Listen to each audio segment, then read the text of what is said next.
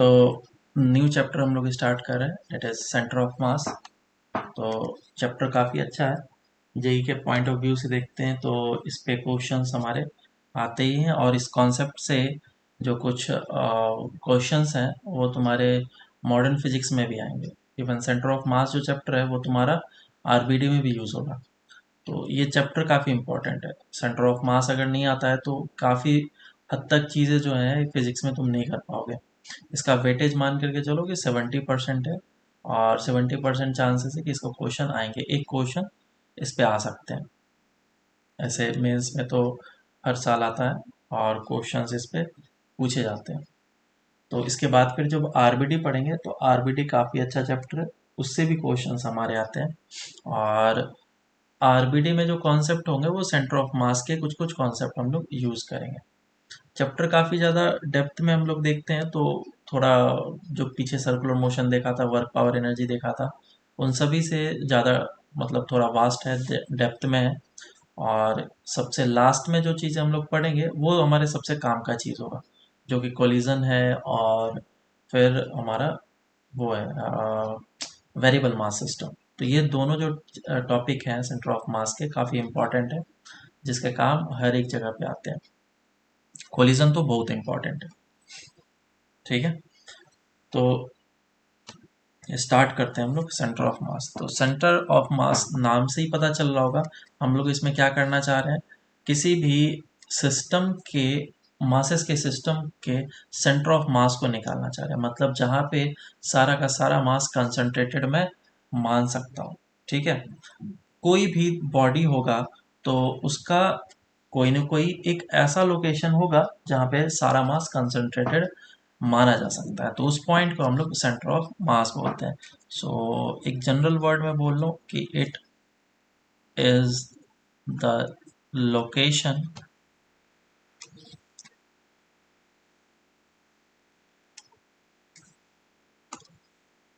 it is the location present inside or outside of the body or the system of particles where all mass can be assumed to be concentrated। जहाँ पे मैं सारा का सारा मास एक जगह concentrated मान सकता हूँ, वैसे लोकेशन को हम लोग क्या बोलेंगे, सेंटर ऑफ मास बोलेंगे। जैसे कि फॉर एन एग्जांपल अगर हम लोग समझे तो मान लो कि हमारे पास एक शीट है, रेक्टेंगुलर शीट। तो इस रेक्टेंगुलर शीट को अगर हम लोग देखें तो इसके मासेस जो है वो हर एक जगह पे डिस्ट्रीब्यूटेड है, हर एक जगह पे डिस्ट्रीब्यूटेड है। तो इसका सेंटर ऑफ मास मैं कहाँ पे मान सकता हूँ, इसके ज्योमेट्रिकल सेंटर पे। तो कोई भी ऐसा ऑब्जेक्ट है जो कि ज्योमेट्रिकल शेप में है, रेगुलर, और उसका मास डिस्ट्रीब्यूशन यूनिफॉर्म है, यूनिफॉर्म मास डिस्ट्रीब्यूशन,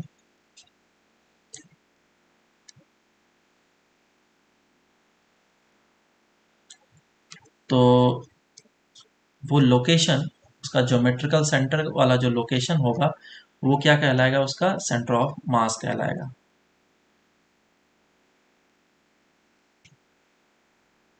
ये लगभग लगभग ट्रू है, किसके लिए, यूनिफॉर्म मास डिस्ट्रीब्यूशन के लिए। लेकिन अगर हमारा यूनिफॉर्म मास डिस्ट्रीब्यूशन नहीं होगा तो सेंटर ऑफ मास उस जगह पे हो भी सकता है, नहीं भी हो सकता है। ठीक है, ऐसा नहीं कि यूनिफॉर्म मास डिस्ट्रीब्यूशन नहीं है तो अब पक्का डेफिनेटली इस जगह पे नहीं होगा, हो भी सकता है, नहीं भी हो सकता है।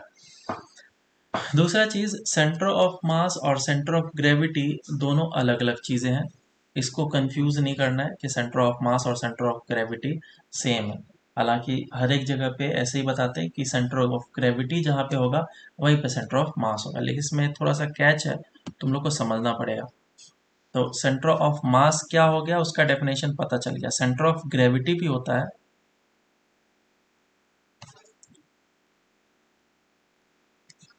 Centre of gravity, centre of gravity का मतलब क्या होगा, मैं जहाँ पे सारे के सारे मासेस के कारण से जो ग्रेविटेशनल फोर्स लग रहा है वो लगता हुआ मान सकता हूँ। So it is the point where force due to gravity for whole body can be assumed to be acting। समझ में आया क्या, बोलो। तो ये इसका डेफिनेशन है। तो सेंटर ऑफ मास और सेंटर ऑफ ग्रेविटी सेम कब होगा, पॉइंट जो है वो दोनों कॉन्साइड कब करेंगे, उसके लिए मैं तुम्हें एक एग्जांपल देता हूँ, पहले समझना। सेंटर ऑफ ग्रेविटी का क्या मतलब होता है, जहाँ पे सारा का सारा फोर्स लगता हुआ मैं मान सकता हूँ। लेट्स से कि ये अर्थ है और अर्थ के ऊपर मैंने एक बड़ा सा स्केल लिया हुआ है, बहुत बड़ा स्केल है, या फिर रस्सी बहुत बड़ा सा है। अगर बहुत बड़ा रस्सी है तो इस लोकेशन पे जो ग्रेविटेशनल फोर्स होगा, इस लोकेशन पे जो ग्रेविटेशनल फोर्स होगा वो अलग होगा। और जैसे जैसे हाइट ऊपर चलते चल जाते हैं, ग्रेविटेशनल फोर्स क्या होते जाता है, कम होते जाता है। तो इस लोकेशन पे छोटे से यूनिट मास पे अगर मैं बोल रहा हूँ कि एम जी लग रहा है, where g is acceleration due to gravity, तो इस लोकेशन पे डेफिनेटली मास तो अभी भी उतना ही है, लेकिन एक्सेलरेशन ड्यू टू ग्रेविटी उतना नहीं लगेगा। इसका मतलब ये है कि जितना मास नीचे होगा उस लोकेशन पे फोर्स ज़्यादा लगेगा, और जैसे जैसे ऊपर जाते जाएंगे हमारा एक्सेलरेशन ड्यू टू ग्रेविटी कम होते जाएगा। मतलब आधे पोर्शन में लगा कम और आधे पोर्शन में लगा ज़्यादा, तो इसका इक्विवेलेंटली सेंटर ऑफ ग्रेविटी नीचे शिफ्ट हो जाएगा। This will be the centre of gravity. लेकिन सेंटर ऑफ मास कहाँ पे बोलते हैं, जहाँ पे सारा का सारा मास कंसंट्रेटेड बराबर बीच में होगा। माना जा सकता है। तो बिल्कुल हाँ। ज्योमेट्रिकल सेंटर पे यूनिफॉर्म मास डिस्ट्रीब्यूशन है। So this will be the centre of मास। तो ये दोनों पॉइंट है ना, डिफरेंट हो गया। तो ये है हमारा सेंटर ऑफ मास और सेंटर ऑफ ग्रेविटी। हालांकि सेंटर ऑफ ग्रेविटी पे एक भी क्वेश्चन नहीं पूछा गया और सिलेबस में भी नहीं है, जहाँ तक मैंने अभी तक तो देखा है कोई भी क्वेश्चंस नहीं है और इस पे बोला भी कुछ नहीं गया। लेकिन हाँ, कॉन्सेप्ट को इंट्रोड्यूस जरूर किया जा सकता है। जेई में जो भी कॉन्सेप्ट नहीं होते उसके ऊपर पैराग्राफ दे करके पूछ लेते हैं। जैसे कि लास्ट टाइम क्या था, न्यूमेरिकल अपर्चर सिलेबस में नहीं था, ज्योमेट्रिकल ऑप्टिक्स में। तो उन्होंने क्या बनाया, एक पैराग्राफ बनाया और पैराग्राफ में हर एक चीज़ को समझाया कि ऐसा होता है, ऐसा होता है, ऐसा होता है। थोड़ी सी बातें समझा दी, उसके ऊपर उसने क्वेश्चन दे दिया।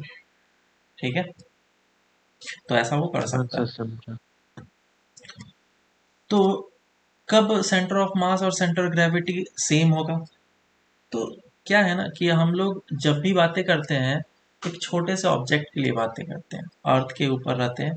और छोटा सा कोई भी ऑब्जेक्ट होगा, जैसे अर्थ के ऊपर हम लोग एक रेक्टेंगुलर शीट लिए जो कि अर्थ के आसपास में है ना, 10 मीटर के हाइट पे, 1 किलोमीटर हाइट पे, 2 किलोमीटर के हाइट पे मैक्स टू मैक्स जा सकते हैं।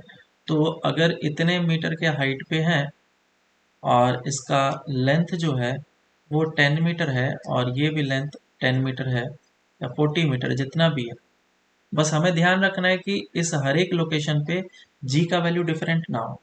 अगर इस पूरे मासेस के लिए मैं हर एक जगह acceleration due to gravity g assume कर सकता हूँ, कांस्टेंट होगा जी हमारा, तभी जहाँ पे भी सेंटर ऑफ मास होगा उसी जगह पे सेंटर ऑफ ग्रेविटी होगा। ठीक है, तो if g is constant everywhere on the body, then center of mass is at same point of center of gravity। समझ में आया। तो जनरल भाषा में बोले, अगर हम लोग अर्थ के ऊपर है और काफ़ी छोटा ऑब्जेक्ट है, सेंटर ऑफ मास और सेंटर ऑफ ग्रेविटी क्या है, एग्जैक्टली सेम। क्लियर है? लेकिन अगर स्टेटमेंट में आ जाए कि सेंटर ऑफ मास और सेंटर ऑफ ग्रेविटी ऑलवेज कॉन्साइड्स, तो ये हमारा फॉल्स स्टेटमेंट हो जाएगा। चलो आगे चलते हैं हम लोग। तो सबसे पहले हम लोग पढ़ेंगे सेंटर ऑफ मास निकालने का तरीका। ये सेंटर ऑफ मास हम लोग निकालते कैसे हैं। दो तरह के सिस्टम होंगे, एक तो पार्टिकल्स से बना हुआ सिस्टम होगा और दूसरा सिस्टम होगा कंटिन्यूस। कंटिन्यूस जैसे हमारे घर में एक रॉड है या स्केल है या फिर मोबाइल है, शीट है, तो ये सारे कंटिन्यूस मास सिस्टम हो गए। तो इसके लिए अलग से हम लोग निकालेंगे। अभी पहले पॉइंट मास के लिए देखते हैं। तो सेंटर ऑफ मास और पॉइंट मास।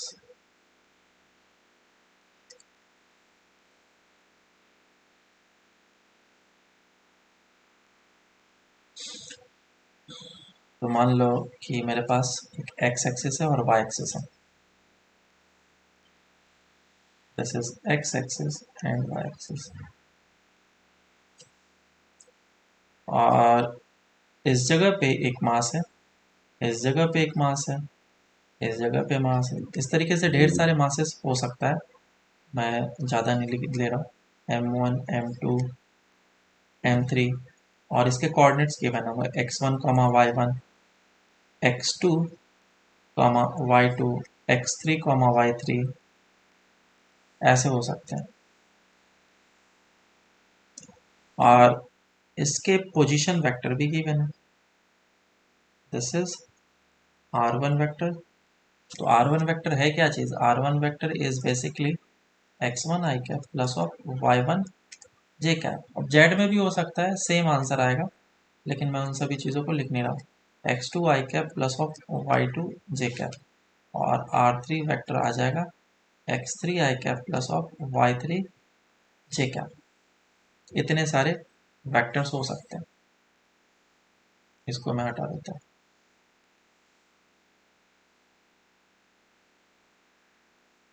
ये r1 वेक्टर, ये r2 वेक्टर और ये r3 वेक्टर। तो इन सभी का एक सेंटर ऑफ मास होगा। इन तीनों सिस्टम का कोई एक ऐसा जगह होगा जहाँ पे मैं सेंटर ऑफ मास इन सभी मासेस को कंसंट्रेटेड मान सकता हूँ। लेट्स से कि ये लोकेशन है, ठीक है, this is the location of the centre of मास। तो ये सेंटर ऑफ मास का अगर लोकेशन है तो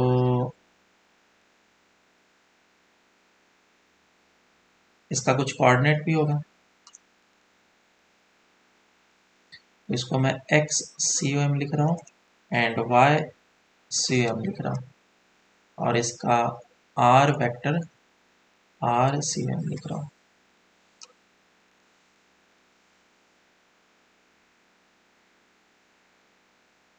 ठीक है। तो x कोऑर्डिनेट और y coordinate of centre of mass किस तरीके से हम लोग लिखते हैं? तो x coordinate of centre of mass is given by simple formula x1 m1 x1 plus m2 x2 plus m3 x3 up to so on, जितने भी सारे मासेस होंगे, divided by m1 plus m2 plus of m3 और y c m is equals to m1 y1 plus m2 y2 plus m3 y3 upon m1 plus m2 plus of m3। और अगर मैं r vector के form में लिखना चाहता हूँ तो r vector of centre of mass will be equals to m1 r1 vector plus m2 r2 vector plus m3 r3 divided by total masses. तो इन सभी फॉर्मूलेस को बस याद रखना है और याद रखना काफ़ी आसान है। सर हम्म, सर अगर यूनिफॉर्म मास डिस्ट्रीब्यूशन रहेगा तो COM सेंट्रॉइड पे आएगा ना? हाँ, ट्रायंगल के लिए बोल दिया तुमने। हम्म हम्म, हम्म, पॉइंट मास है ना। नहीं मतलब उनके कोऑर्डिनेट्स का एवरेज। देखो क्वेश्चन करते हैं, समझ में आ जाएगा ये चीज़। जैसे कि मान लो, पहले एक दो क्वेश्चन करते हैं, फिर वो उस क्वेश्चन पे भी आएंगे हम लोग। लेट से कि क्वेश्चन ऐसा है कि दो मासेस की है, एक मास इस जगह पे दिया हुआ है m, और एक मास दिया गया है इस जगह पे m। तो उसका सेंटर ऑफ मास कहाँ पे होगा ये निकालना है। कोऑर्डिनेट्स दिए गए हैं a comma 0 and 0 comma a। बोला गया find centre of mass of system. Solve करो। सर थोड़ा ऊपर का शो करिए ना। ये लो। Done sir.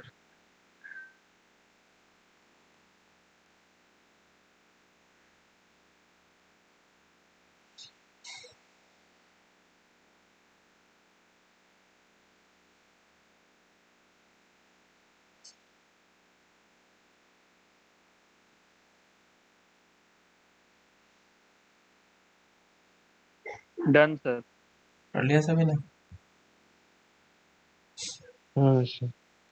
काफ़ी आसान है। एक्सयूएम निकालने का क्या तरीका? दो मासेस है तो m1 hmm x1 plus m2 x2 divide by m1 plus of m2। Hmm starting में बहुत ही इजी तरीके से कराऊंगा, मतलब नॉर्मल वे में कराऊंगा। मास m, इसको मैं वन पार्टिकल मान लिया, इसको सेकेंड। तो इसका एक्स कोऑर्डिनेट कितना है a, और इसका एक्स कोऑर्डिनेट कितना है 0। 0 0 पुट कर लेंगे, डिवाइडेड बाय दोनों का mass which is 2m। 2m। m से m कैंसिल आउट हो जाएगा, आंसर आएगा a/2। तो ये आएगा एक्स सी एम। फिर निकाल लेते हैं Y C M. m1 y1 plus m2 और y2 upon m1 plus of m2। मास कितना m है और इसका y कोऑर्डिनेट कितना है 0, 1 वाले का। दूसरे का y कोऑर्डिनेट कितना है a है, पुट कर लिया a, डिवाइडेड बाय 2m।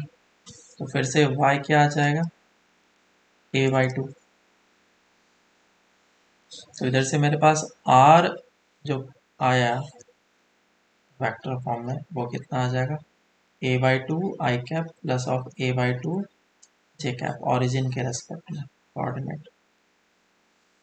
या फिर हम लोग ऐसा कर सकते थे कि ये दोनों मासेस अगर इक्वल हैं तो इसका सेंटर ऑफ मास तो जस्ट बीच में ही होना चाहिए,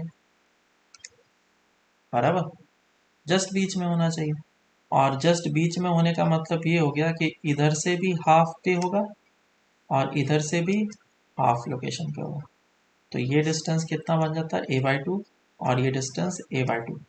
तो सेंटर ऑफ मास को तुम लॉजिकल तरीके से भी कर सकते हो, कोई बड़ी चीज़ नहीं है, अगर वैसा लॉजिकल वाला रहा तो। Next question.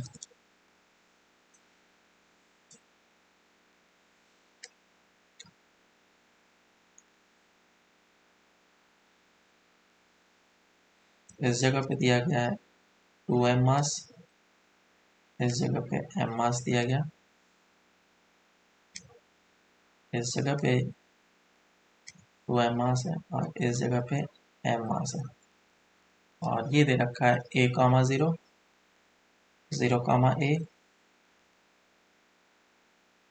Minus of a comma 0 and 0 comma minus of a। बताओ सेंटर ऑफ मास का लोकेशन।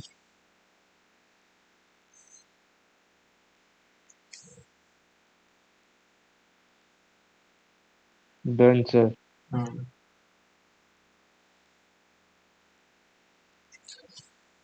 बहुत ही इजी क्वेश्चन दिया है मैंने।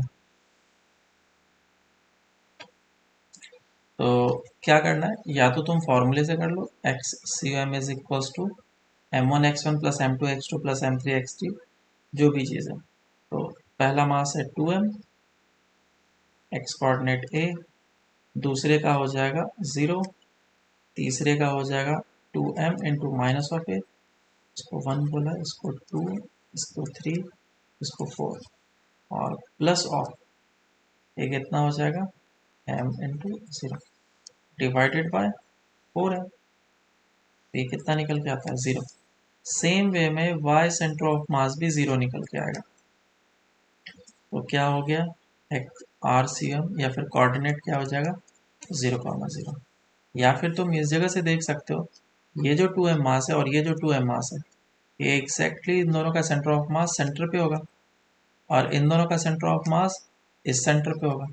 तो सभी का सेंटर ऑफ मास इसी जगह पे ही आ गया। समझ में आया?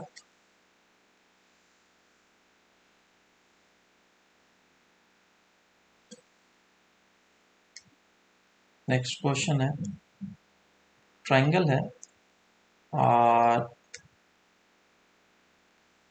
मासेस दे रखे हैं कुछ इस तरीके से, 2m दिया गया है, इस जगह पे m दिया गया और इस जगह पे भी m दिया गया है, और इक्विलेटरल ट्रायंगल है 60 डिग्री 60 डिग्री, और इन दोनों के बीच का डिस्टेंस है a।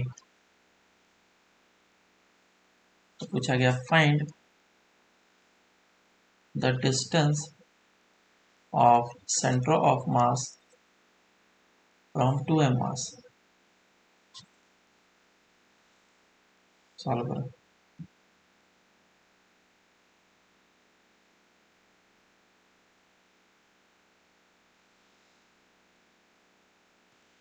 सॉल्व करते हैं इस क्वेश्चन को। तो इसको दोनों तरीके से कर सकते हैं, लॉजिकल भी कर सकते हैं और एक शॉर्ट मेथड नहीं है, मतलब लॉजिकल तरीके से कर सकते हैं और प्रॉपर वे में भी कर सकते हैं। प्रॉपर वे पहले कर लेते हैं। तो अगर तुमने ये ट्रायंगल बनाया है इक्विलेटरल ट्रायंगल, तो मैं इसका एक्स कोऑर्डिनेट और वाई कोऑर्डिनेट बना लेता हूँ। This is x axis and y axis मान लेते हैं।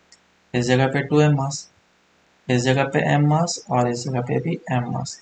तो कोऑर्डिनेट कितना हो जाएगा, इसका कोऑर्डिनेट हो जाएगा a,0, इसका कोऑर्डिनेट 0,0 और इसका कोऑर्डिनेट कितना हो जाएगा, परपेंडिकुलर ड्रॉप करेंगे तो 60 डिग्री a/2 होगा। तो x में आया a/2, y में कितना आएगा, ये लेंथ अगर a है और ये एंगल है 60 ये डिग्री, √3/2। तो ये डिस्टेंस कितना आ जाएगा, a sin 60 which is √3a/2। ये आ गया हमारा कोऑर्डिनेट। अब x कोऑर्डिनेट से तुम XCM निकाल सकते हो, which is m1 plus m2 m3 divided by 3m। तो ये तुम्हारा x आ जाएगा, इधर से YCM आ जाएगा। दूसरा तरीका क्या है करने का, क्योंकि ये क्वेश्चन थोड़ा सा आसान है, सिमेट्री दे रखा है, तो इसीलिए हम लोग कर पाएंगे। m मास और m मास, तो इसका सेंटर ऑफ मास कहाँ पे होगा, जस्ट आधे पे, 2m मास हो जाएगा सेंटर ऑफ मास, और एक 2m मास इस जगह पे है। तो दोनों मास जो है वो कितने डिस्टेंस पे है, और रूट ये थ्री √3/2। टू, तो ये 2m मास है और ये 2m मास है, तो इन दोनों का सेंटर ऑफ मास कहाँ पे होगा, जस्ट इन दोनों के आधे पे, आधे पे आधा डिस्टेंस। तो ये डिस्टेंस कितना हो जाएगा, तो √3a/4 आंसर। समझ में आया क्या? हाँ सर। हाँ, तो इस तरीके से हम लोग शॉर्ट ट्रिक बोलो या फिर लॉजिकल मेथड से कर लेंगे क्वेश्चन। नेक्स्ट आगे बढ़ते हैं। तो ये पॉइंट पासेस के जो क्वेश्चन होते हैं काफ़ी सिंपल होते हैं, इसको ज़्यादा जानने की ज़रूरत नहीं है, हो ही जाएगा। एक क्वेश्चन करते हैं, ये इम्पॉर्टेंट है और इसका जो रिजल्ट आएगा वो हम लोग हर एक जगह पे यूज़ करेंगे। ये m1 मास है और ये m2 मास है, और इन दोनों के बीच का जो डिस्टेंस दिया गया है वो r दिया गया। तो बोला गया जहाँ पे सेंटर ऑफ मास होगा इन दोनों का, उससे मुझे डिस्टेंस निकाल के बताओ। कौन सा डिस्टेंस, ये वाला डिस्टेंस और ये वाला डिस्टेंस।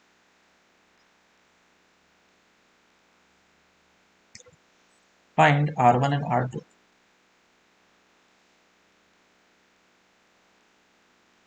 सॉल्व कर। इस क्वेश्चन का रिजल्ट हमें याद रखना। तो सबसे पहले मासेस मैं बना लेता हूँ। इस जगह पे m1 मास और इस जगह पे m2 मास, और ये है हमारा सेंटर ऑफ मास, और ये डिस्टेंस है r1 और ये डिस्टेंस है R2, और इन दोनों के बीच का डिस्टेंस जो है वो R है। तो R1 और R2 को पहले हटा लेता हूँ मैं, और मैं इसे x एक्सिस बना लेता हूँ, इसे x एक्सिस बना लिया, और इसे ऑरिजिन। तो ये इसका कोऑर्डिनेट कितना हो जाएगा 0,0, और इसका कोऑर्डिनेट कितना हो जाएगा R,0 सॉरी। तो y कोऑर्डिनेट तो सेंटर ऑफ मास का 0 ही होगा। x कोऑर्डिनेट निकालता हूँ, तो x coordinate of centre of मास कितना होगा m1 into 0 plus of m2 into r divided by m1 plus of m2।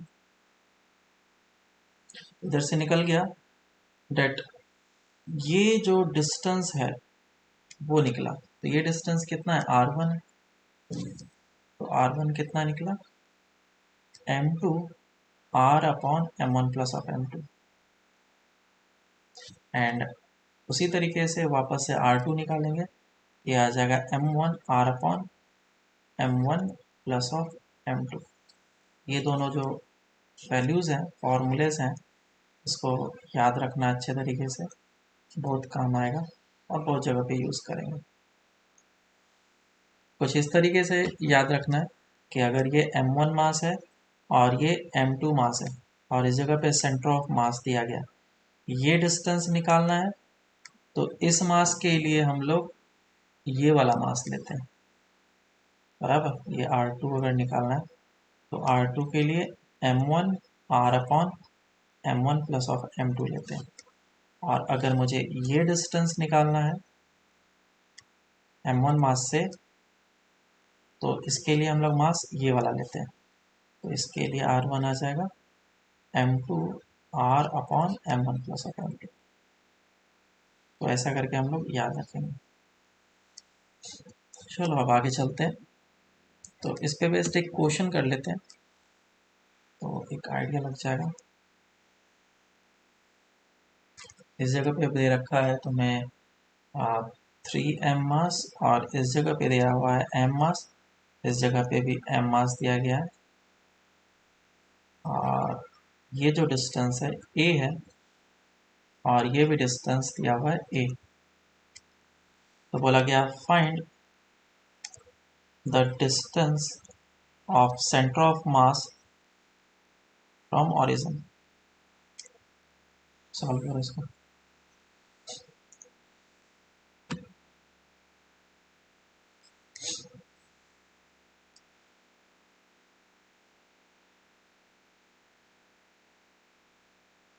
आया आंसर? एक सेकंड सर।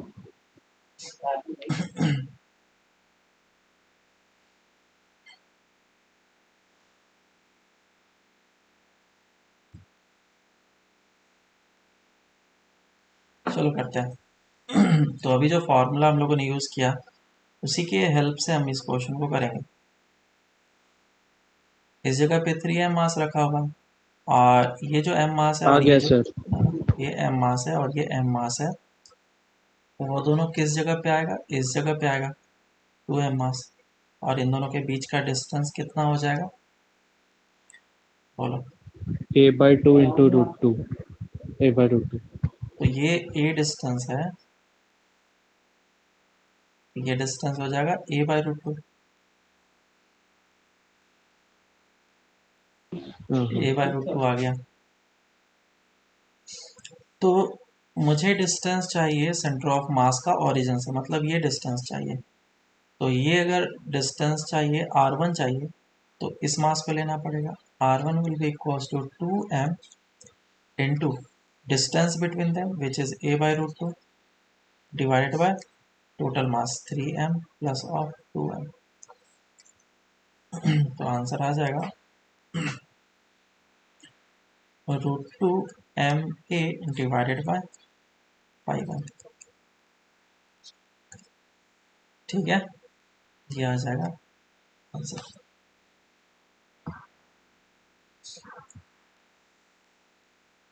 अब आगे हम लोग करते हैं, अब थोड़ा डिफरेंट तरह के क्वेश्चन पे आते हैं कि किस किस तरह के क्वेश्चंस इसमें बनते हैं और पूछे जाते हैं। तो एक क्वेश्चन बहुत ही अच्छा तरीके का बनता है, बोला जाता है कि इस जगह पे 2m मास रखा हुआ है और इस जगह पे 3m मास रखा हुआ है।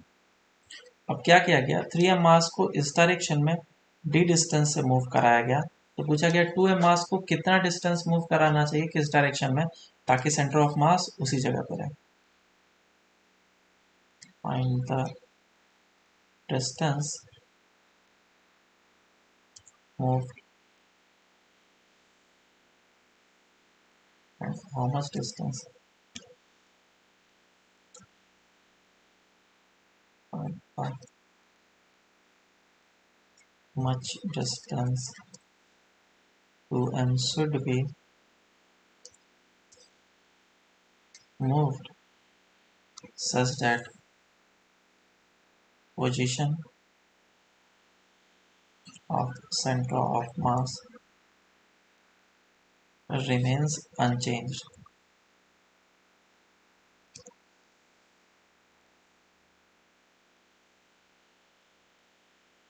ठीक है,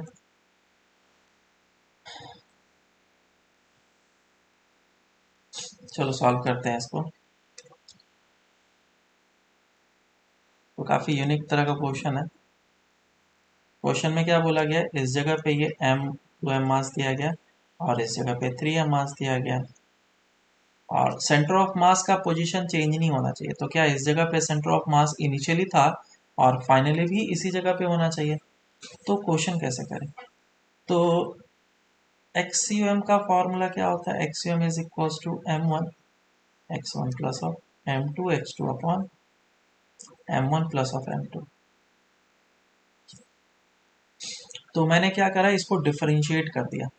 डिफरेंशिएट कर देंगे तो क्या मिलेगा, d x c u m is equals to 1 upon total mass, इसको एज इट इज रहने दो, और m1 तो कांस्टेंट है, डी x1 क्योंकि मैं इसे मूव कर रहा हूँ, first particle and second particle. तो फर्स्ट पार्टिकल को मैंने इस डायरेक्शन में मूव करा, सेकेंड पार्टिकल को मैंने इस डायरेक्शन में मूव करा। ये m2 into d x to हो जाएगा। अब इसी को मैंने डेल्टा में कन्वर्ट कर लिया। So delta x c u m is equals to 1 by total mass into m1 delta x1 plus of m2 delta x2।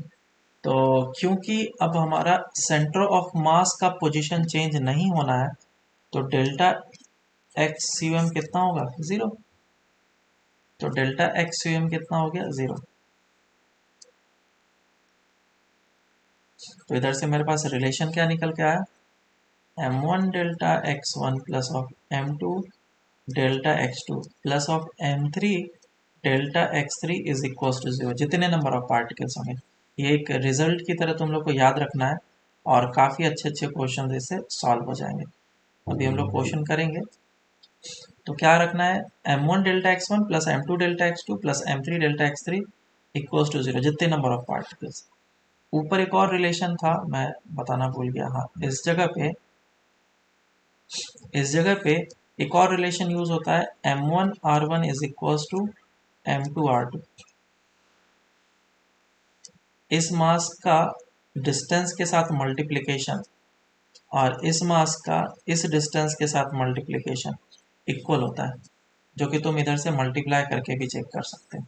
ठीक है, तो अगर तुम्हें सेंटर ऑफ मास का पोजीशन निकालना है, दो मासेस दे रखे हैं डिस्टेंसेस वगैरह से, तो ये फॉर्मूला यूज किया जा सकता है, m1r1 is equals to m2r2, जिसको हम लोग बहुत फ्रिक्वेंटली यूज करेंगे, m1x1 is equals to m2x2। और ये हमारा आ गया फॉर्मूला। हेलो, सर टाइम खत्म होने आया है। ज्वाइन करो। तो अब इसको क्या करना पड़ेगा, अब इसमें मुझे वैल्यूज को पुट करना है। तो इस इक्वेशन को बहुत अच्छे तरीके से याद रखना, और इस इक्वेशन में जो delta x1 delta x2 delta x3 है, these are the displacements of the corresponding particles.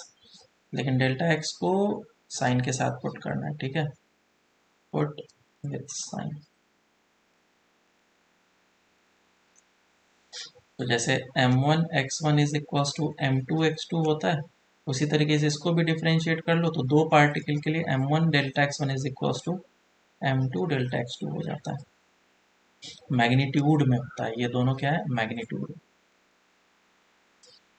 चलो अब आगे करते हैं। देखो पार्टिकल क्या दे रखा है, इस जगह पे दे रखा है, कितना है, कितना दिया था पार्टिकल का मास 2m एंड 3m।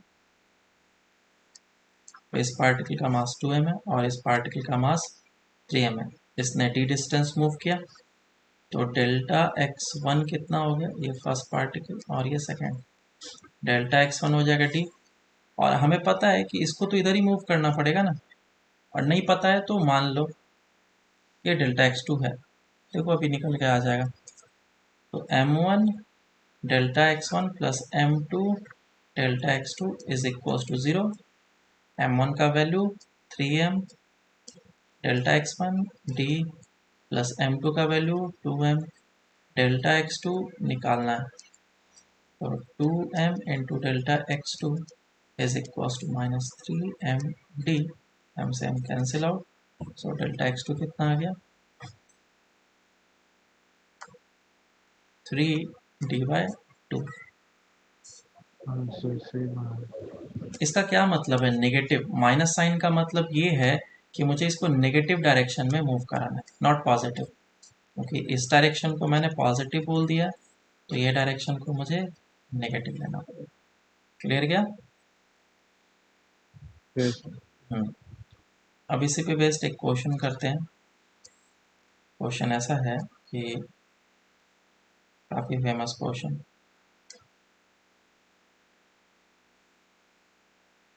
और ये क्वेश्चन काफ़ी ज़्यादा आता है, मैं बता रहा हूँ, ये बहुत ही ज़्यादा फेमस क्वेश्चन है। ये एक छोटा सा बालक है जो कि इस प्लैंक के ऊपर खड़ा है, बराबर। और ये जो प्लैंक है ये फ्रिक्शनलेस सरफेस के ऊपर रखा हुआ है, फ्रिक्शनलेस सरफेस है। और इस प्लैंक का लेंथ जो है वो है L, और प्लैंक का मास दिया हुआ है m, और ये जो बालक है इसका मास स्मॉल m, बराबर। बालक तो बोला गया कि फाइंड, ये लोकेशन A है, पॉइंट A है, और दूसरा पॉइंट B है रॉड का। तो find the distance moved by the plank if the balloon moves from one end to another। मतलब A से B अगर जाएगा तो प्लैंक कितना मूव करेगा ये निकालना है।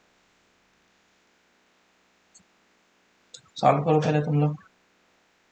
फर्स्ट टाइम ये थोड़ा सा टफ पड़ता है, लेकिन सेकंड टाइम से बिल्कुल इजी होगा। मैं इस जगह पे मास का वैल्यू भी ले लेता हूँ। Let's say capital M is 3 times of small m। अब डायग्राम देखो, डायग्राम एकदम बहुत ही अच्छे तरीके से देखना है, क्योंकि यही से इम्पोर्टेंट काम स्टार्ट होता है। ग्राउंड फ्रिक्शनलेस है, लेकिन आदमी जिस पे चल रहा है वो फ्रिक्शनलेस नहीं है। अगर वो फ्रिक्शनलेस हो गया तो वो तो चल ही नहीं पाएगा, उसी जगह पे रह जाएगा, क्वेश्चन ही बेकार हो गया, है ना। तो ये लेंथ है हमारा L। अब क्योंकि ये चलना स्टार्ट करेगा, ये फ्रिक्शनलेस सरफेस है, तो आदमी चलता कैसे है, ग्राउंड पे कैसे चलता है, ग्राउंड को पीछे पुश करता है और आदमी आगे हाँ। भागता है, इक्वल एंड अपोजिट। तो अगर ये फ्रिक्शनलेस है प्लैंक सरफेस, फ्रिक्शनलेस सरफेस पे रखा हुआ है प्लैंक, तो प्लैंक पे फोर्स लगेगा अपोजिट डायरेक्शन में, पीछे की डायरेक्शन में, और आदमी पे आगे की डायरेक्शन में। तो उतने टाइम में, जितने टाइम में कि आदमी चल करके दूसरे एंड पे आएगा, तब तक प्लैंक क्या कर जाएगा, कुछ डिस्टेंस पीछे मूव कर जाएगा। मान लेता हूँ कि ये जो डिस्टेंस मूव किया x मूव किया, तो एक्चुअल में ग्राउंड के रेस्पेक्ट में आदमी ने कितना डिस्टेंस मूव किया, कितना डिस्टेंस मूव किया, L minus x। L minus of x. So this distance is L minus of x. क्या सेंटर ऑफ मास मूव करेगा क्या इसका, नहीं। सेंटर ऑफ मास जो है वो सिस्टम का मूव नहीं करेगा, क्योंकि जब तक सेंटर ऑफ मास पे तुम फोर्स नहीं लगाओगे मूव कैसे करेगा। इस पूरे सिस्टम पे एक्सटर्नल फोर्स नहीं लग रहा, तो सेंटर ऑफ मास डिस्प्लेस नहीं करेगा। No displacement of centre of mass since external force on the system in x direction is 0। इसको हम लोग आगे भी कवर करेंगे, नहीं समझ में आया तो बस समझ लो कि हाँ सेंटर ऑफ मास मूव नहीं कर रहा, सेंटर ऑफ मास जहाँ पे था वहीं पे है। तो जब सेंटर ऑफ मास बिल्कुल नहीं मूव करता है तो उस केस में सेंटर ऑफ मास उसी जगह पे होना चाहिए। तो मैं वही अब फॉर्मूला लगाऊंगा, अगर x सेंटर ऑफ मास 0 है तो m1 delta x1 plus m2 delta x2 is equals to 0। जब हम लोग डेल्टा x1 और डेल्टा x2 की बात करते हैं तो दोनों वैल्यूज जो है वो सेम फ्रेम के रेस्पेक्ट में होना चाहिए। तो हम लोग ग्राउंड से देख रहे हैं, तो ग्राउंड के रेस्पेक्ट में 1 और 2 तो किसी को मानना पड़ेगा। 1 मैं आदमी को मान लेता हूँ, 2 प्लैंक को मान लेता हूँ। तो आदमी का मास कितना m, और इसने डिस्प्लेसमेंट कितना किया l माइनस ऑफ एक्स। तो l minus of x positive होगा या नेगेटिव, बोलो। पॉजिटिव। पॉजिटिव, क्योंकि इस डायरेक्शन में डिस्प्लेसमेंट किया है। प्लस ऑफ m2, m2 कितना है कैपिटल M, और डेल्टा x2 पॉजिटिव होगा या नेगेटिव, नेगेटिव। नेगेटिव। नेगेटिव। हाँ, तो अब मुझे क्या कैलकुलेट करना है, x को कैलकुलेट करना है। Implies m into l minus of m x minus of m x is equals to 0। तो इधर से x कितना निकल के आ जाएगा, small m l divided by capital M plus of small m। ये हमारा आंसर है। तो इतना डिस्टेंस प्लैंक मूव किया है, आदमी कितना मूव किया l माइनस ऑफ एक्स। समझ में आया क्या। अगर पूछा जाए कि उस पर्सन ने कितना डिस्टेंस मूव किया है ग्राउंड के रेस्पेक्ट में, तो l minus of x move किया है, और वो डिस्टेंस हम लोग निकाल सकते हैं। तो वैल्यू को पुट कर लेता हूँ मैं, x will be equals to small m l upon capital M का value 3m plus small m हो जाएगा l/4। ये है हमारा आंसर। बोलो समझ में आया क्या।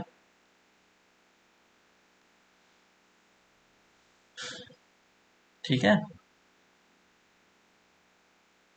अब इस पे बेस्ड जो क्वेश्चन है ना, ढेर सारे आते हैं। सर वो सेंटर ऑफ मास पे ही आ गया है क्या? नहीं, सेंटर ऑफ मास पे नहीं आया। इस पे बेस्ड सर क्वेश्चन आपको कैपिटल M का मास 3a स्मॉल m दिया था क्या? 3m लिखा था ना ऊपर, है ना, इसीलिए 3m पुट किया मैंने। अब ऐसे ऐसे क्वेश्चन तुम्हें ढेर सारे मिलेंगे, बहुत अलग अलग तरह के एडवांस लेवल के प्रॉब्लम बनते हैं, जिसको हम लोग आगे कवर करेंगे। अभी जब मोमेंटम कंजर्वेशन वगैरह पढ़ेंगे तो वहाँ पे देखेंगे थोड़ा क्वेश्चन। एक और क्वेश्चन उससे पहले कि एक बॉल को फेंका गया, ए ball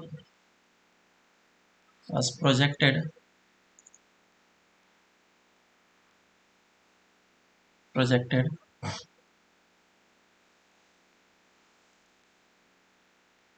with speed u and angle theta with the horizontal. At the highest point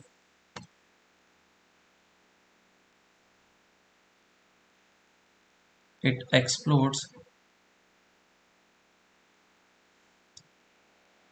into two particles.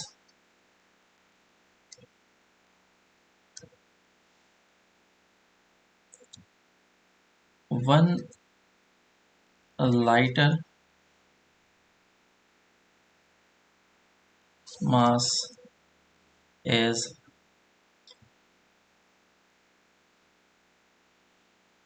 half of the heavier mass.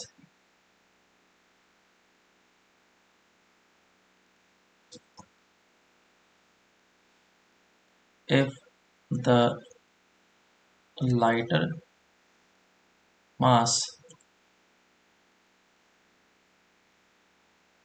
comes to rest at that location,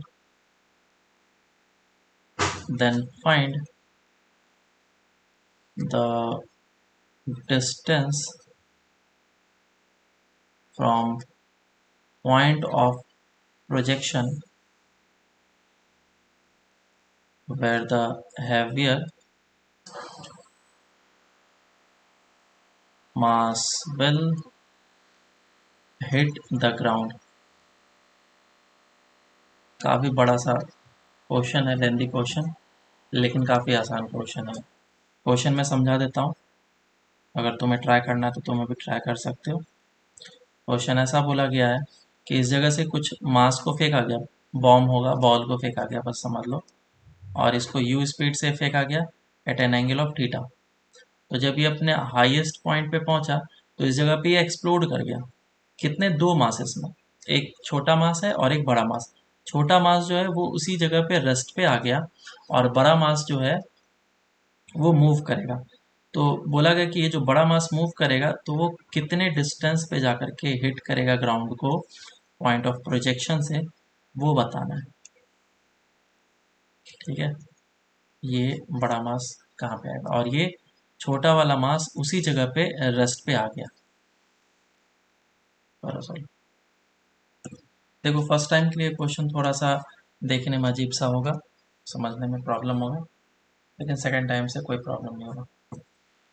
तो ये जो मास है, अगर इसको मैं छोटे वाले को m लूँ तो बड़ा वाला मास कितना होगा?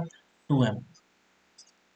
ठीक है, अब क्या है कि जब इसको फेंका गया u से, इसका सेंटर ऑफ मास का जो ट्रेजेक्ट्री था ये था, बिल्कुल सही। और जब हाईएस्ट पॉइंट पे फटा तो उसका सेंटर ऑफ मास का जो ट्रेजेक्ट्री होगा वो चेंज नहीं होगा, वो वहीं पे रहेगा। तो इसका मतलब सेंटर ऑफ मास को इस जगह पे गिरना चाहिए था, लेकिन ये दो पार्टिकल में टूट गया, तो ये जो हैवियर पार्टिकल है वो इस जगह पे गिरा, और लाइटर पार्टिकल जो जस्ट रेस्ट पे आ गया है, रेस्ट पे आया तो वो जस्ट नीचे गिरेगा इस लोकेशन पे। तो इस जगह पे मास होगा स्मॉल m, और इसका मास कितना होगा? 2m। तो ये वाला डिस्टेंस तो मुझे पता है, दिस इज रेंज, क्योंकि सेंटर ऑफ मास उसी जगह पे गिरता, ये रेंज है r। तो अगर ये सेंटर ऑफ मास है और ये डिस्टेंस है x1 और ये डिस्टेंस है x2, तो हम लोग सेंटर ऑफ मास से डिस्टेंस ले रहे हैं, क्या बोल सकते हैं? m1 x1 is equals to m2 x2। So m into x1 कितना है? r/2 है, x1 तो is equals to 2m into x2, जो कि मुझे निकालना है। m से m कैंसिल आउट हो जाएगा और x2 निकल के आ जाएगा r/4। तो ये मेरा x2 का वैल्यू निकल के आया r/4। तो x कितना हो जाएगा? x will be equals to range plus of r/4। Final answer आ जाएगा 5r/4। बोलो समझ में आया या नहीं आया? हाँ सर बट एक डाउट था। हाँ बोलो। सर जिसका मास ज्यादा होता है वो ज्यादा दूर क्यों जाता है? नहीं नहीं नहीं नहीं, ऐसा नहीं। ये मोमेंटम कंजर्वेशन से समझ में आता है तुम्हें। मान लो कि ये बॉम्ब है ना, ये इसी जगह पे रखा रखा फट गया, मोमेंटम कंजर्वेशन में समझ में आएगा। तो इसका मास स्मॉल m, छोटा वाला मास, और एक बड़ा वाला मास हुआ 2m। तो जब फटेगा ना तो ये आगे की डायरेक्शन में भागने की कोशिश करेगा m मास, तो उसके कारण से ये इस मास को रिक्वाइल करेगा, तो ये पीछे की डायरेक्शन में भागेगा। तो इसके पास वेलोसिटी v1 आएगा और इसके पास आएगा वेलोसिटी v2। जो मास बड़ा है उसका वेलोसिटी कम होगा, तो v2 is less than v1, momentum conservation से। ये आगे समझ में आएगा, और तुम्हारा डाउट बिल्कुल जेन्युइन है, कोई प्रॉब्लम नहीं है, आगे बहुत अच्छे तरीके से समझ में आ जाएगा। क्लियर?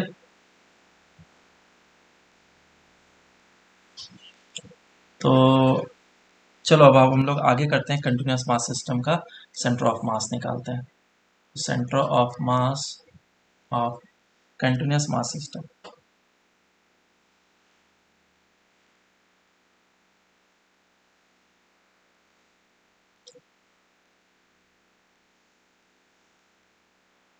Continuous mass system.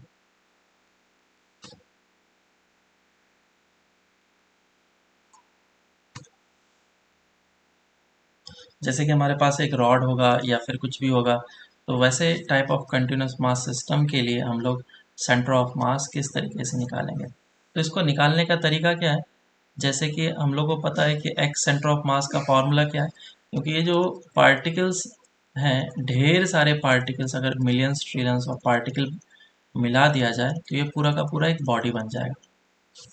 तो उसी कॉन्सेप्ट को ध्यान में रखते हुए हम लोगों ने क्या किया, m1x1 plus of m2x2 plus up to so on divided by m1 plus of m2 plus m3 up to so on, summation पढ़ा दिया है, समेशन ऑफ mi हाँ sir. xi divided by summation of mi, और i का value कहाँ से कहाँ तक जाएगा, 1 से लेकर के n तक जाएगा, ऊपर और नीचे। तो क्या सेंटर ऑफ मास का फॉर्मूला ऐसे ले सकते हैं। 12th में इंटीग्रेशन तुम लोग को पढ़ाया जाएगा, ये समेशन जो है वो एक इंटीग्रेशन ही है। सर समेशन सीक्वेंस सीरीज में बता दी। नहीं, इंटीग्रेशन नहीं बताया गया होगा ना। तो समेशन और इंटीग्रेशन लगभग लगभग सेम ही चीज़ है। समेशन में हम लोग बस बड़े बड़े क्वांटिटी को ऐड करते हैं, लेकिन जब इंटीग्रेशन करते हैं तो काफ़ी छोटे छोटे क्वांटिटी को ऐड करते हैं, जो कि एरिया में मैंने बताया था ये बात को। तो इस जगह पे समेशन की जगह पे मैं लिखूंगा इंटीग्रेशन, लेकिन छोटा सा एलिमेंट कौन सा होगा, मास होगा, छोटा सा element, divided by integration dm। तो ये है हमारा एक्स सी ओ एम का फॉर्मूला, इसे याद रखना है।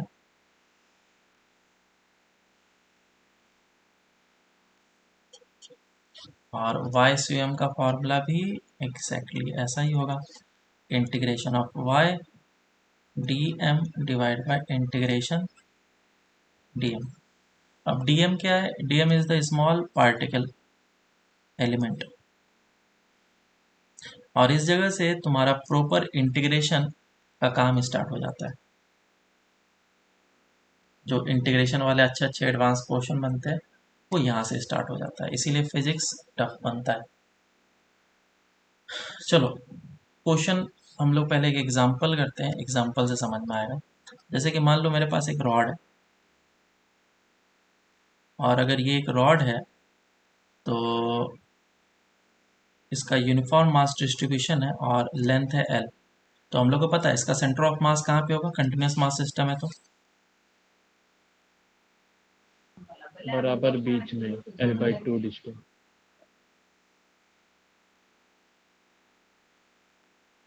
तो यूनिफॉर्म मास डिस्ट्रीब्यूशन है और इस रॉड का मास है m और इसका लेंथ है l। सबसे पहले मास पर यूनिट लेंथ निकाल लेते हैं हम लोग, मास पर यूनिट लेंथ, ये क्या होता है, मास डिवाइडेड बाय लेंथ, जिसको हम लोग लैम्डा से डिनोट करते हैं, मास पर यूनिट लेंथ। इसके बाद फिर होता है मास पर यूनिट एरिया, मास पर यूनिट हम लोग ये भी निकालते हैं, क्या बोलते हैं इसको, मास पर यूनिट वॉल्यूम, वो डेंसिटी होता है।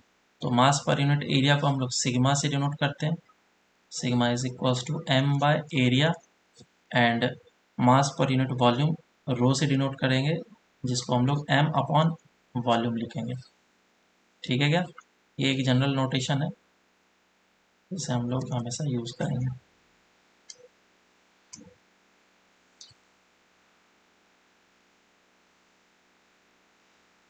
ये क्या है हमारा, मास पर यूनिट एरिया, और ये है मास पर यूनिट वॉल्यूम, और ये मास पर यूनिट लेंथ।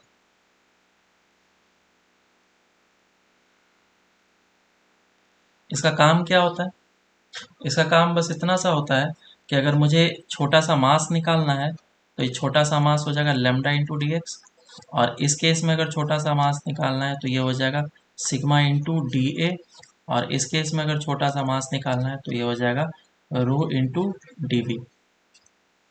ठीक है क्या,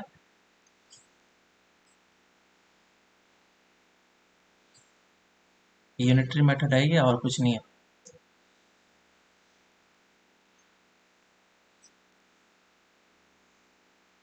चलो आगे चलते हैं अब हम लोग। तो क्वेश्चन क्या था? क्वेश्चन ये था कि हमारे पास रॉड है और इस रॉड का लेंथ एल है और मास एम है।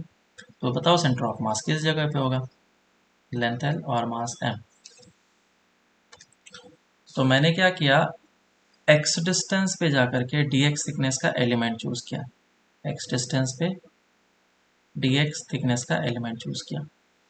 तो क्या मैं बोल सकता हूँ, इसे एक्स एक्सिस बोल लेता हूँ और इसे वाई एक्सिस।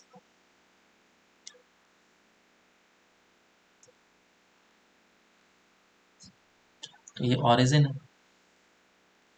तो इधर से हमें पता चला कि एक छोटा सा मास है डी एम मास, जिसका डिस्टेंस ओरिजिन से एक्स है। अब इसी का मुझे क्या करना है, सेंटर ऑफ मास निकालना है। तो सेंटर ऑफ मास निकालने के लिए पहले मुझे डीएम तो निकालना पड़ेगा। तो डीएम कैसे निकलेगा? एल लेंथ के लिए मास कितना है? एम। तो यूनिट लेंथ के लिए कितना मास हो जाएगा? M by l. बिल्कुल। और इसी को हम लोगों ने लेमडा बोला है। तो इसीलिए अगर लेंथ 1 के जगह पे मैं डी एक्स लेंथ लिखूं तो उसके लिए मास कितना हो जाएगा? M by l into d x. ये बात समझ में आई या नहीं आई? समझा सर। इसी को हम लोग d m is equals to lambda into d x लिखे थे ऊपर, ये रहा d m is equals to lambda d x. तो यूनिटरी मेथड है, ना समझ में आए तो इस तरीके से भी कर सकते हैं। तो एक्स सी ओ एम का फॉर्मूला ये है कि integration of x d m करो divided by integration d m करो। मैं पहले ही बता देता हूँ डी एम क्या है, यहाँ पे एलिमेंट है या फिर मास है और उस मास का सेंटर ऑफ मास है एक्स। तो क्योंकि ये एक पॉइंट मास है तो इसका सेंटर ऑफ मास तो एक्स ही होगा। तो एक्स कर दिया, डीएम कर दिया, इंटीग्रेशन डीएम। डीएम का वैल्यू पुट कर लेता हूँ मैं। एक्स डीएम का वैल्यू है lambda into d x divide by integration lambda into d x. जो जो कांस्टेंट है इंटीग्रेशन से बाहर निकाल लो। Lambda lambda cancel out. अब एक्स का इंटीग्रेशन कहाँ से कहाँ तक करेंगे? जो x है वो किस जगह से किस जगह तक है, मतलब मास जहां से डिस्ट्रीब्यूटेड स्टार्ट हुआ है वो हमारा x इज इक्वल्स टू 0 से लेकर के x is equals to l तक है स्प्रेड किया हुआ। तो x का लिमिट हम लोग कहाँ से कहाँ तक लेंगे? 0 से लेकर के l तक, और ये 0 से लेकर के l तक। समझ में आया क्या?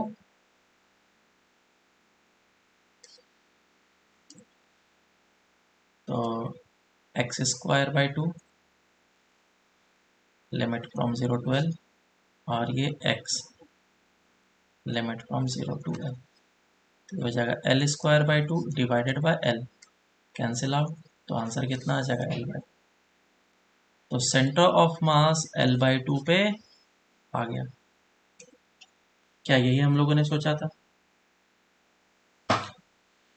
अरे बोलो।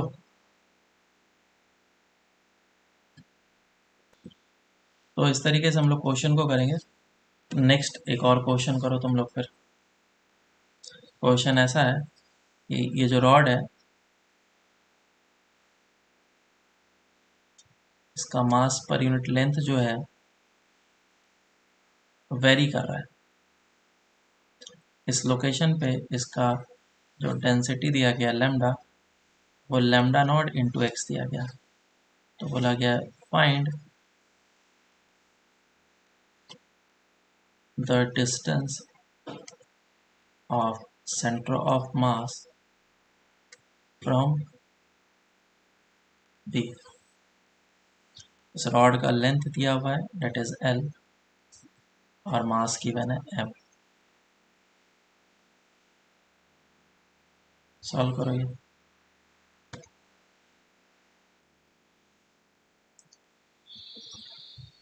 तो ये रॉड है मेरे पास और ये जो रॉड है इसका मास पर यूनिट लेंथ क्या हो रहा है? चेंज हो रहा है। तो एक्स एक्सिस और वाई एक्सिस अज्यूम कर लेते हैं। So let's say this is x axis and this is y axis, हमारे बेटर अंडरस्टैंडिंग के लिए, अदरवाइज अज्यूम करने की ज़रूरत है नहीं।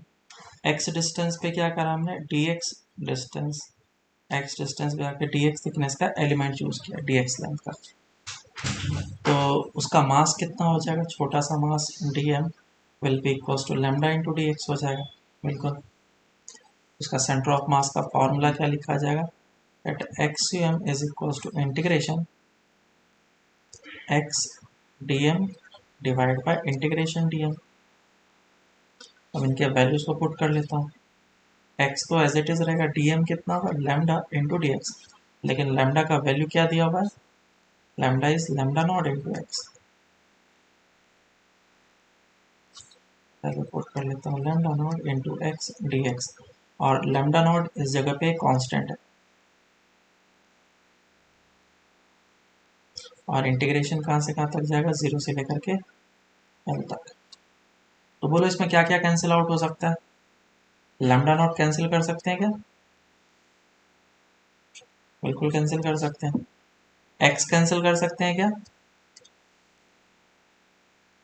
नहीं, x को हम लोग कैंसिल नहीं करेंगे, तो ये बनेगा एक्स स्क्वायर डी एक्स। क्यों, क्योंकि x हमारा वेरिएबल है, जो भी वेरिएबल है उसको कैंसिल आउट नहीं कर सकते हैं, कांस्टेंट को जरूर कैंसिल आउट कर सकते हैं। अब क्या करना है मुझे, इंटीग्रेशन 0 से l तक, और ये 0 से l तक जाएगा, इसका इंटीग्रेशन कितना हो जाएगा, एक्स क्यूब डिवाइडेड बाय 3, और 0 से लेकर के l तक, और इसमें कितना आ जाएगा, एक्स स्क्वायर बाई 2, और लिमिट 0 से लेकर के l तक आ जाएगा।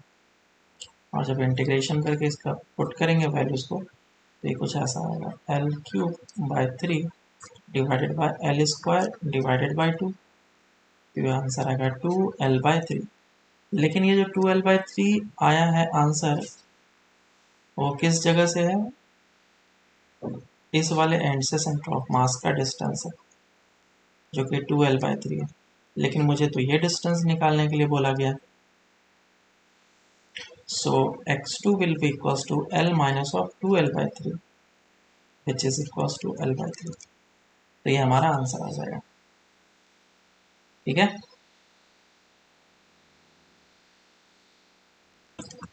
अब नेक्स्ट चलते हैं हम लोग, ये एक सिंपल सा रॉड था, रॉड का सेंटर ऑफ मास हम लोगों ने निकाला।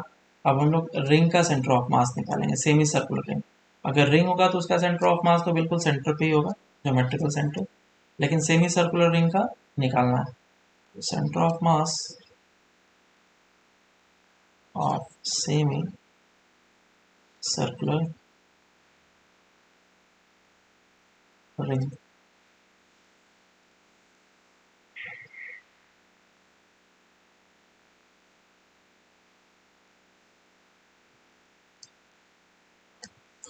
Semi circular ring. तो सेमी सर्कुलर रिंग पहले मैं बना लेता हूँ, ये है हमारा सेमी सर्कुलर रिंग, और x axis and y axis ले लेते हैं, this is y axis and this is x axis. तो मास जो है अभी भी लेंथ में डिस्ट्रीब्यूटेड है, ऐसा नहीं कि मास अब एरिया में डिस्ट्रीब्यूट हो चुका है, क्योंकि अगर रिंग है ना, तो मास अभी भी लेंथ में डिस्ट्रीब्यूटेड, और इसका रेडियस जो है वो r गिवन है। तो बोला गया सेंटर ऑफ मास का कोऑर्डिनेट बताओ कहाँ पे होगा। तो देखो ये जो इंटीग्रेशन हम लोग करेंगे, ये ऐसा इंटीग्रेशन है जो कि हम लोग हर एक जगह पे करेंगे। कोई भी अगर रिंग मिलेगा तो मैं यही पैटर्न को फॉलो करूँगा, चाहे तुम आरबीटी में करो, चाहे तुम कहीं पे भी, कोई भी जगह, इलेक्ट्रोस्टैटिक में भी हम लोग सेम इंटीग्रेशन करेंगे। तो ध्यान देना, ये इंटीग्रेशन का प्रोसेस है। तो हम लोग क्या करते हैं, थीटा एंगल पे जा करके डी थीटा एलिमेंट चूज करेंगे, थीटा एंगल पे गया और डी थीटा एलिमेंट चूज किया। काफ़ी छोटा सा एलिमेंट है, काफ़ी छोटा सा एलिमेंट, तो मुझे एक छोटा सा मास मिलेगा, और इसका जो लेंथ होगा छोटा सा, वो कितना होगा, ds लेंथ होगा।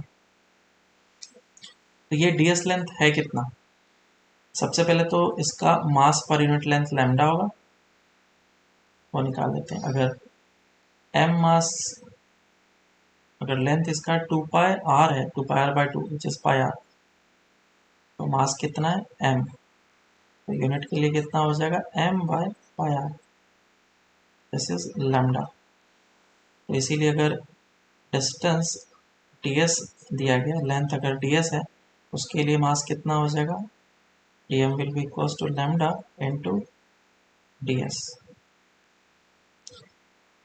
यह आ गया हमारा value.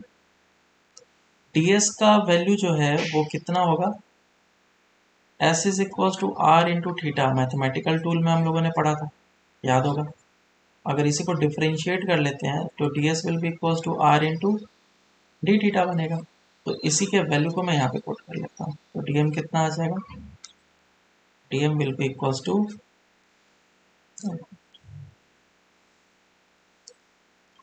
dm will be equals to lambda into ds, lambda into r d theta। तो ये मेरा प्रॉपर dm का वैल्यू निकल के आया। अब ये जो मास है, मैं कोऑर्डिनेट सिस्टम वापस से बनाता हूँ।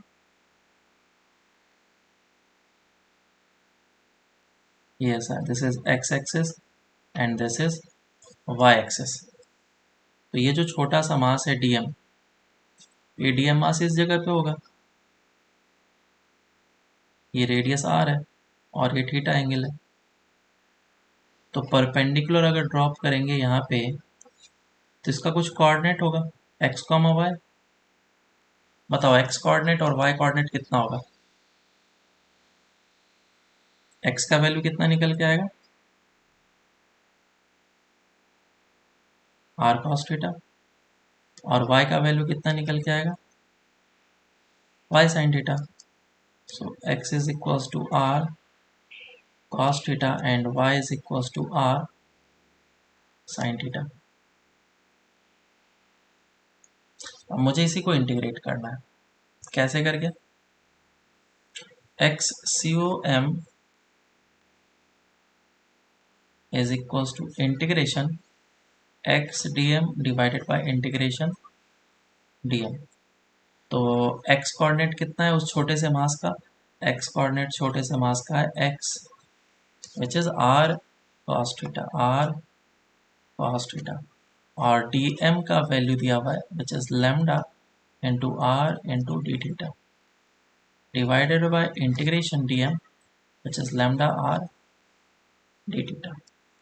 अब इसका लिमिट कहाँ से कहाँ तक जाएगा, सोचो, थीटा मेरा कहाँ से कहाँ तक जाएगा, वो मास पे डिपेंड करता है। मास इस जगह से होते हुए कंप्लीटली इस जगह तक जाएगा, इसीलिए जो एंगल होगा हमारा वो इस जगह से होते हुए इस जगह तक आएगा। वो थीटा का इंटीग्रेशन 0 से लेकर के पाई तक होगा और ये भी 0 से लेकर के पाई तक होगा। अब इसी को हम लोग इंटीग्रेट करते हैं, जो जो कांस्टेंट है बाहर निकाल लो या फिर इस जगह पे कैंसिल आउट कर लो। r से r कैंसिल आउट हो गया, लैम्डा लैम्डा चला जाएगा, एक r बचेगा। Integration cos theta d theta divided by integration D theta, 0 से पाई एंड 0 से पाई। cos थीटा का इंटीग्रेशन क्या होता है, sin थीटा, और लिमिट 0 से पाई divided by pi.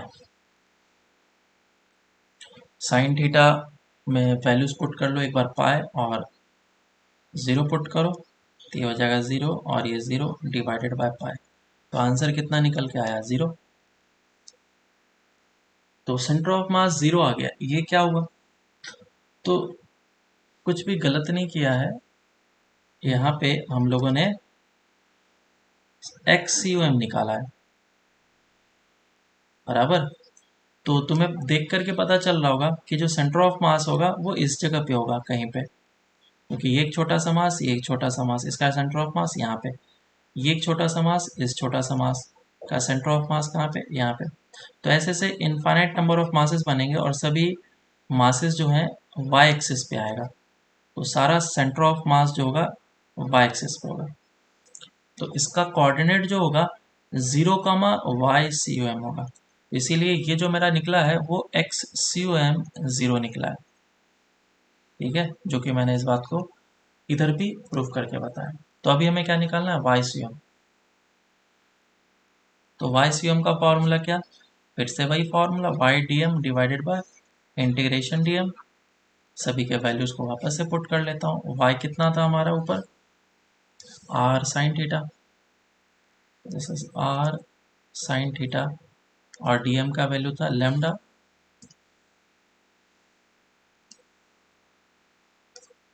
Lambda r d theta divided by integration dm which is lambda r d theta. और limit अभी भी वहीं से वहीं तक जाएगा, 0 से लेकर के पाई तक एंड 0 से लेकर के पाई तक। तो जो जो कांस्टेंट है कट कर दो, आर से आर, लैम्डा से लैम्डा कैंसिल आउट, और r integration sine theta d theta 0 to pi, और इंटीग्रेशन डी थीटा। तो इसका इंटीग्रेशन कितना होगा, शॉर्ट ट्रिक से मैं बता देता हूँ, याद करो मैथमेटिकल टूल में पढ़ा था, एरिया अंडर द कर्व होता है। तो 0 से पाई तक का एरिया अगर देखेंगे तो कितना आ जाएगा, 2, है ना। इस वाले हाफ का एरिया कितना होता है, 1, और इस वाले हाफ का एरिया 1, तो आ जाएगा 2। तो आंसर कितना आ गया, और नीचे वाला का इंटीग्रेशन कितना हो जाएगा, पाई, डी थीटा का इंटीग्रेशन थीटा। तो आंसर कितना आया, 2r/पाई। याद करो ये जो डेरिवेशन है हम लोगों ने पहले ही कर लिया था वर्क पावर एनर्जी में। वर्क पावर एनर्जी में जब चेन को रखा था, सर आपकी वॉइस ब्रेक हो रही है।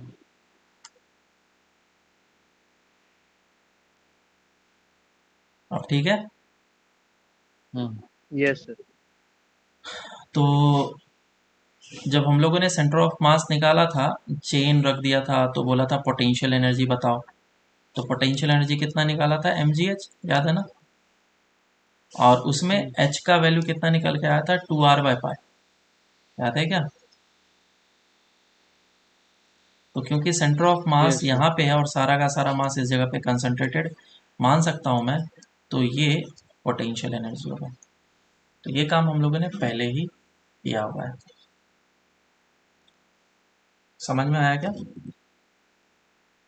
अब इसमें तुम्हारा समझ गया वेरिएबल सर। मास सिस्टम भी दे सकता है, और फिर और भी अलग अलग कैलकुलेशन कराए जा सकते हैं। नेक्स्ट देखते हैं डिस्क का, centre of mass of disc, semi circular disc.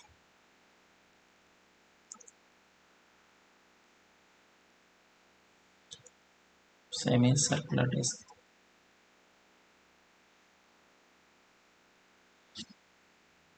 तो ये भी इंटीग्रेशन काफ़ी ज़्यादा इम्पॉर्टेंट है, क्योंकि हम लोग हर एक जगह पे यही इंटीग्रेशन यूज़ करने वाले हैं,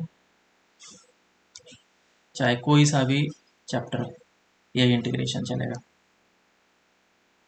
तो इसे मैं एक्स एक्सिस बोल लेता हूँ और इसे बोल लेता हूँ वाई एक्सिस।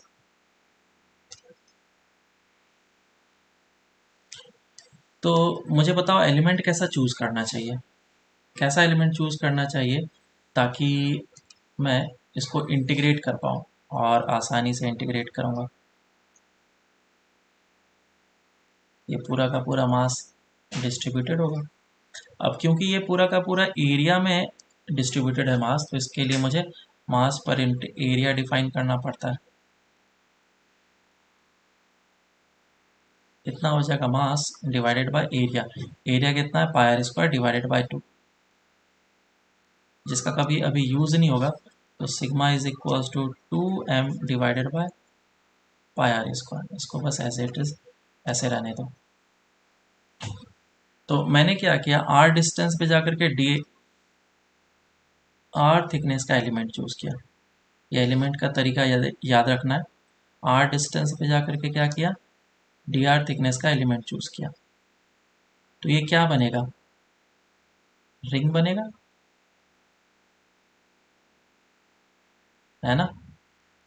थिन वायर मिलेगा मुझे, और ऐसे ऐसे रिंग को मैं स्टैक करते जाऊंगा, छोटा छोटा रिंग, ऐसे इनफाइनाइट रिंग्स को स्टैक करूंगा। तो क्या मिल जाएगा मुझे, डिस्क मिल जाएगा। समझ में आ रहा है क्या। तो आर डिस्टेंस पे जाके क्या किया मैंने, डी आर थिकनेस का एलिमेंट चूज किया जो कि है रिंग। तो अगर मुझे ये रिंग मिला है तो इस रिंग का रेडियस कितना है, आर है। समझ में आया क्या? इस रिंग का रेडियस कितना है, आर है। और अगर इसका रेडियस आर है तो इसका सेंटर ऑफ मास तो हमने ऊपर ही निकाल लिया। इस छोटे से डीएम मास का सेंटर ऑफ मास इस जगह पे होगा y पे, और y होगा कितना, y will be equals to, बोलो कितना होगा, 2r/π, दिस मच। और इसका सेंटर ऑफ मास तो हमें ये भी पता है कि सेंटर ऑफ मास y पे ही होगा, x कोऑर्डिनेट में नहीं होगा। तो 0, y मुझे निकालना है। तो देखो अब इंटीग्रेशन करेंगे हम लोग, that y centre of mass is equals to integration y dm divide by integration dm। इस y का वैल्यू और dm का वैल्यू पुट कर लेते हैं। dm कितना हो जाएगा, dm निकालने के लिए मैंने इस वायर को क्या किया, इन दोनों एंड से पकड़ा और इसको खींच दिया, स्ट्रेट कर लिया, तो एक पतला सा थिन वायर की तरह बन जाएगा। और इसका थिकनेस कितना है, dr, और इसका लेंथ कितना है, पाई इंटू आर। तो अगर मेरे पास एक रेक्टेंगल होता है, लेंथ a है और b है, तो इसका एरिया कितना होता है, ए बी।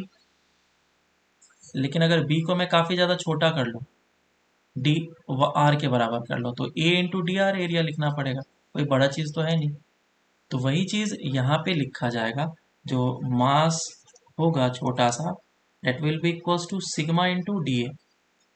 और एरिया कितना होगा, रेक्टेंगल का एरिया जैसे हम लोग लिखते हैं उस तरीके से, that is sigma into d a. D a कितना हो जाएगा, लेंथ इंटू थिकनेस।